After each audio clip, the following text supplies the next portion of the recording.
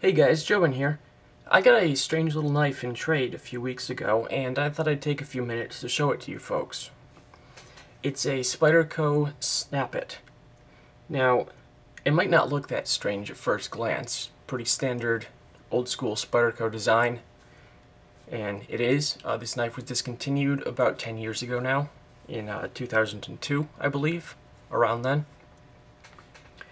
But the thing that makes it really interesting is the feature you can't see, or at least can't see clearly right now. So I'll close the knife and show that off. There we go. Much like the remote release I made a video on a few months ago, this one has a dedicated clip with a carabiner style gate.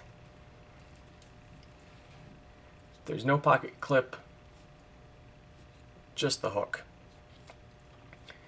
And unlike the remote release, it's on the other end this time, which is a very unusual and slightly startling design decision, because it looks quite odd when the knife is open. It seems like it would get in the way, doesn't it?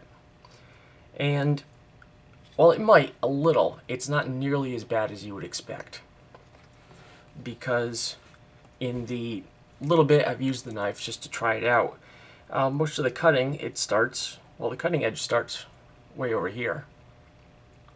So basically you start your cutting there and move forward. And for practical purposes, nothing really snags on this hook too much. But it does sort of still make the knife a curiosity to me, because I don't think I've ever seen anything quite like this before. It's an interesting and sort of daring design decision, I think. I don't know if I love it, but it's interesting.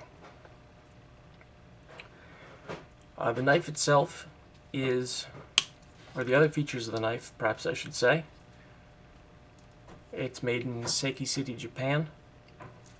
The blade on this one is Aus-8 Stainless, although I believe it was made of the blades were made of other materials at some points during the run, though I don't know what they were off the top of my head. The handle is some sort of synthetic polymer, maybe kraton or something like that, with rubbery feeling inlays with a pattern stamped on them. It's a lockback, as you can see. There are metal pins at the blade pivot and the pivot for the lock bar. There are no obvious pins or anything holding the back of the knife together. I'm not really sure how it does stay together, to be honest. But it's not a disassemblable design, so we'll just hope it stays that way.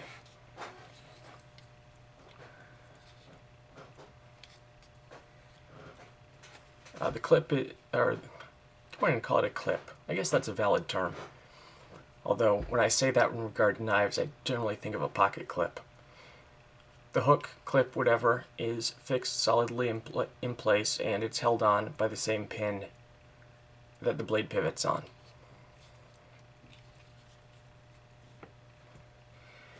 The knife overall is about the same overall size and very roughly the same shape as a Delica 4, just to give you an idea of what it's like. Maybe a knife you have better access to. Almost identical weight too, of a little under 2.5 ounces, I believe.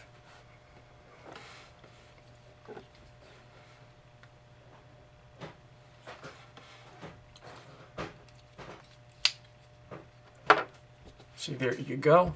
Not a whole lot else I can think to say about it. Funny little design from Spyderco. Stopped making them over a decade ago, so I figured a lot of you folks might not be familiar with the design and would appreciate having a little look at it. So that's it. It's Joe signing off, saying, remember where your knife is.